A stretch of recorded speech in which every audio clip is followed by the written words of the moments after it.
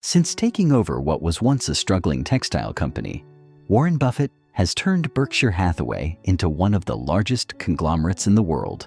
Under his leadership, Berkshire Hathaway hit a market cap of $1 trillion in 2024. When a young student asked Buffett about the pivotal lessons he learned early in his career, Warren Buffett said, "Who you associate with is enormously important. Don't expect that you'll make every decision right on that, but you are going to have your life progress in the general direction of the people that you work with, that you admire, that become your friends." The biggest financial asset that you have going for you by miles is the value of your own earning power over the years. So that's really what you should focus on. If you're focusing on your financial future, that means you should focus on you.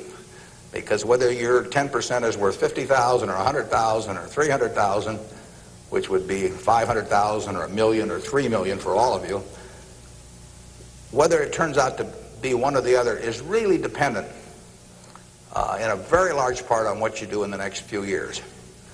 All of you in this room have the brains to do extremely well in life. You've all got the energy to do extremely well in life, and then the question is, how do you apply it? If you've got a 200 horsepower motor, do you get 200 horsepower out of it? Do you get your full potential, or do you get 100 horsepower or 50 horsepower? Now, there's two things that can hold you back in getting the full horsepower out of your engine, whatever it may be. All of you have big enough engines. And one of those is a lack of education, but that probably isn't going to happen to very many people in this room.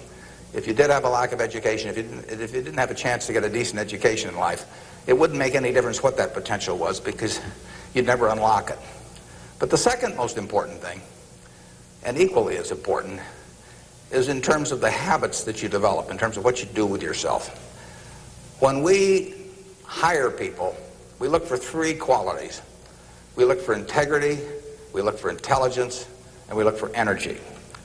But if they don't have the first one, integrity, the other two will kill you. Because if you're hiring somebody without integrity, you really want them to be dumb and lazy, don't you? I mean, the last thing in the world you want for them is to be smart and energetic. So smart and energetic only goes with integrity. You can't change your IQ or how far you can throw a football or how high you can jump or the color of your hair very easily, but you can elect to have integrity that matches anybody else's. And if you match that with intelligence, which you have, and energy, which you have, you will get an extraordinary result, and you'd be very foolish to sell me 10% of yourself for $50,000. On the other hand, if you don't match it with that, your potential will, in a significant part, go unused. And I'll give you a little simple test to apply in terms of thinking about the kind of habits you want to develop, because you can have any habits you want to be. You can be lazy, you can be prompt, you can be late, you can be honest, you can cut corners. I mean, you have all these choices, and those are choices for you to make. Nobody else is going to make them for you. And I would suggest that you play this little game with me too. Think about the person you would most like to be in life.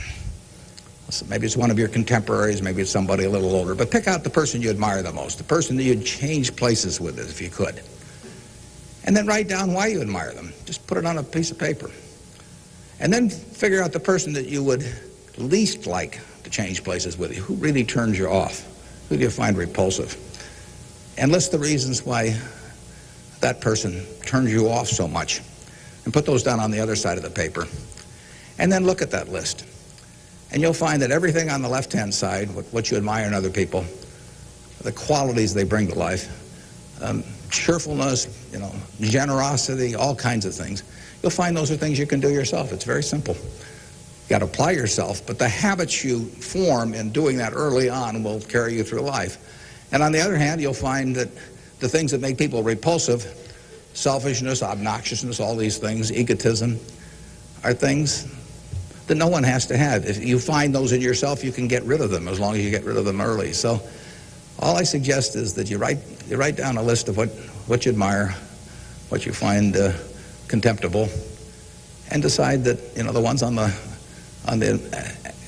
admired side are ones you're going to acquire for yourself. And if you do that when you're young, it'll carry you through the rest of your life. This doesn't work if you do it when you're 50 or 60. By then the habits are too well formed. But if you do it early, behavior becomes a habit. So If you do that, 2 or 3 years from now, if you go through the same exercise, you'll find out that the person you admire the most is yourself. That can be a little dangerous under some circumstances, but it's not a bad thing. I mean, you want to be somebody you like, and you don't want to be somebody that you dislike. Warren Buffett often emphasized the importance of finding a job that you actually like and working with people you respect and can learn from.